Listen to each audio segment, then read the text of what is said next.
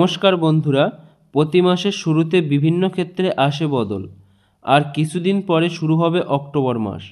আর এই অক্টোবর মাস মানে উৎসবের মরশুম। বাঙালির প্রিয় উৎসব দুর্গাপুজো থেকে শুরু করে কালী পুজো সমস্তটাই কিন্তু এই অক্টোবর মাসে। আর এই অক্টোবর মাসের শুরুতে এমন কিছু ক্ষেত্রে পরিবর্তন আসতে চলেছে যার প্রত্যক্ষ ও পরোক্ষভাবে প্রভাব পড়বে সাধারণ জনগণের উপরে। এলপিজি সিলিন্ডারের দামের পরিবর্তন থেকে শুরু করে সরকারের বিভিন্ন ক্ষুদ্র পরিকল্পে আসতে চলেছে বড় পরিবর্তন। আবার ব্যাংকিং সেক্টর থেকে শুরু করে সুকন্যা সমৃদ্ধি যোজনা পর্যন্ত আসতে চলেছে বড় পরিবর্তন। আবার লক্ষ্মীর ভাণ্ডার প্রকল্প থেকে শুরু করে বার্ধক্য ভাতা, বিধবা ভাতা ও প্রতিবন্ধী ভাতা প্রকল্প পর্যন্ত আসতে চলেছে বড় নূতন পরিবর্তন। তো বন্ধুরা, আগামী মাসে কোন কোন ক্ষেত্রে নূতন পরিবর্তন আসতে চলেছে সমস্তটাই আজকের এই ভিডিওর মাধ্যমে আপনাদের সাথে ডিটেলসে আলোচনা করব। তাই বন্ধুরা, ভিডিওটি স্কিপ না করে শেষ পর্যন্ত দেখতে থাকুন। আর ভিডিওটি ভালো লাগলে অবশ্যই লাইক করতে ভুলবেন না। আর এই ভিডিওটি থেকে যদি উপকৃত হয়ে থাকেন তো অবশ্যই আপনার বন্ধুদেরকেও ভিডিওটি শেয়ার করে দেবেন। আর এই চ্যানেলে নূতন হয়ে থাকলে চ্যানেলটিকে সাবস্ক্রাইব করতে ভুলবেন না। আর যারা আগে থেকে চ্যানেলটিকে সাবস্ক্রাইব করে রেখেছেন তাদেরকে জানাই অসংখ্য ধন্যবাদ। তো চলুন বন্ধুরা, ভিডিওটি শুরু করা যাক। তো বন্ধুরা, অক্টোবর মাসে সর্বপ্রথম যে পরিবর্তনটি আসতে চলেছে সেটি হলো এলপিজি গ্যাসের দামের পরিবর্তন।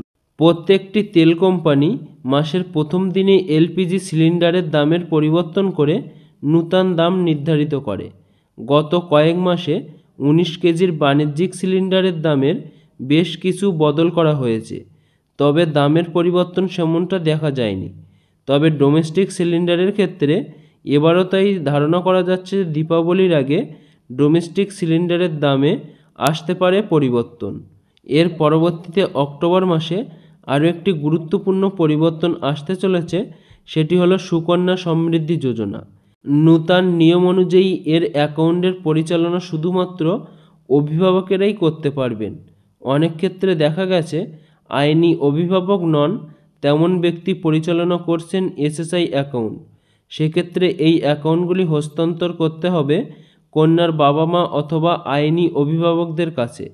এই প্রকল্পের অধীনে দাদু দিদিমা তার নাতনি নাতির জন্য সুকন্যা সমৃদ্ধি যোজনার অ্যাকাউন্ট খুলতে পারতেন, কিন্তু অক্টোবর মাসের 1 তারিখ থেকে শুধুমাত্র কন্যার বাবা মা বা অভিভাবকেরাই এই অ্যাকাউন্ট খুলতে পারবেন। আর এর পরবর্তীতে আরও একটি যে গুরুত্বপূর্ণ আপডেট আসতে চলেছে সেটি হলো পিপিএফের উপরে। নূতন নিয়ম অনুযায়ী অক্টোবরের 1 তারিখ থেকে কেন্দ্রীয় সরকারের পিপিএফের ক্ষেত্রে নূতন নিয়ম প্রযোজ্য হবে। নূতন নিয়ম অনুযায়ী অক্টোবরের 1 তারিখ থেকে কেন্দ্র সরকার পিপিএফের ক্ষেত্রে নূতন নিয়ম প্রযোজ্য হবে। কেন্দ্রীয় পিপিএফ নিয়ে 3টি নূতন নিয়ম করেছে। অ্যাকাউন্ট হোল্ডারের বয়স 18 বছর না হওয়া পর্যন্ত পোস্ট অফিসের সেভিং অ্যাকাউন্টে সুদ পাওয়া যাবে না। এর পরবর্তীতে আরও যে পরিবর্তনটি আসতে চলেছে সেটি হলো ট্যাক্স সম্পর্কিত পরিবর্তন। এখন 75 বছরের বেশি বয়স্ক ব্যক্তিদের ট্যাক্সের ছাড়ের সীমা 3 লক্ষ টাকা থেকে বাড়িয়ে 5 লক্ষ টাকা পর্যন্ত করা হয়েছে। এর পাশাপাশি অক্টোবরের 1 তারিখ থেকে সমস্ত ডেবিট ও ক্রেডিট কার্ডের লেনদেনের উপরে কর আরোপ করা হবে, তবে শুধুমাত্র 50 লক্ষ টাকার উপরে লেনদেন করলে তবেই এই কর আরোপ করা হবে।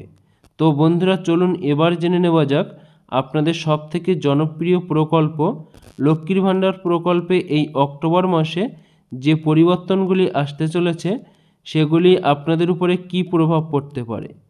তো বন্ধুরা, এই অক্টোবর মাসে এই লক্ষ্মীর ভাণ্ডার প্রকল্পে যে পরিবর্তনগুলি আসতে চলেছে সেগুলি হলো লক্ষ্মীর ভাণ্ডার প্রকল্পের যে সমস্ত মা বোনদের কোনো কারণ বা সমস্যার কারণে তাদের টাকা ঢোকা বন্ধ হয়ে গিয়েছিল, তাদের সেই সমস্যাটি যারা সমাধান করিয়ে নিয়েছিলেন যে সমস্ত আবেদনকারীরা, সেই সমস্ত মহিলাদের কিন্তু এই অক্টোবর মাস থেকে তারা আবার এই লক্ষ্মীর ভাণ্ডার প্রকল্পের টাকা পেতে শুরু করবেন। আর এই লক্ষ্মীর ভাণ্ডার প্রকল্পে যদি কোনো মহিলার আগামী কোনো মাসের টাকা না ঢুকে থাকে তাহলে সেই মাসের টাকা সহ এই অক্টোবর মাসের টাকাটি কিন্তু তারা পূজার আগে তাদের ব্যাংক অ্যাকাউন্টে পেয়ে যাবেন। আর বন্ধুরা, এর পরবর্তীতে আরও একটি যে গুরুত্বপূর্ণ আপডেট আসতে চলেছে সেটি হলো বার্ধক্য ভাতা, বিধবা ভাতা ও প্রতিবন্ধী ভাতা প্রকল্পের। তো বন্ধুরা, এই বিধবা ভাতা ও প্রতিবন্ধী ভাতা ও বার্ধক্য ভাতা প্রকল্পের সেপ্টেম্বর মাসের টাকা কিন্তু অনেক আবেদনকারীর এখনও পর্যন্ত তাদের ব্যাংক অ্যাকাউন্টে ঢোকেনি।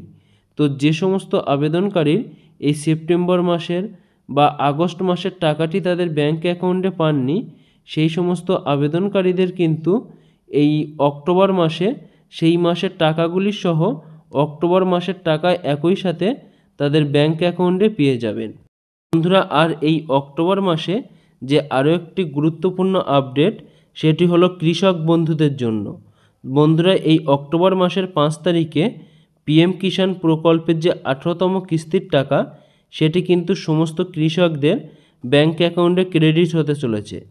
তো বন্ধুরা, এই পূজার আগে অক্টোবর মাসের 5 তারিখে কিন্তু যে সমস্ত কৃষকদের এই পিএম কিষাণ প্রকল্পের ইকেওয়াইসি সম্পূর্ণ করা রয়েছে সেই সমস্ত কৃষকদের কিন্তু ব্যাংক অ্যাকাউন্টে এই পিএম কিষাণ প্রকল্পের 18তম কিস্তির টাকাটি তাদের ব্যাংক অ্যাকাউন্টে পেয়ে যাবেন। তো বন্ধুরা, আজকের ভিডিওর আপডেট এটাই ছিল। আর এই প্রকল্পগুলি সম্পর্কিত কোনো রকম প্রশ্ন থাকলে অবশ্যই আমাদেরকে কমেন্টের মাধ্যমে আপনারা জানাতে পারেন।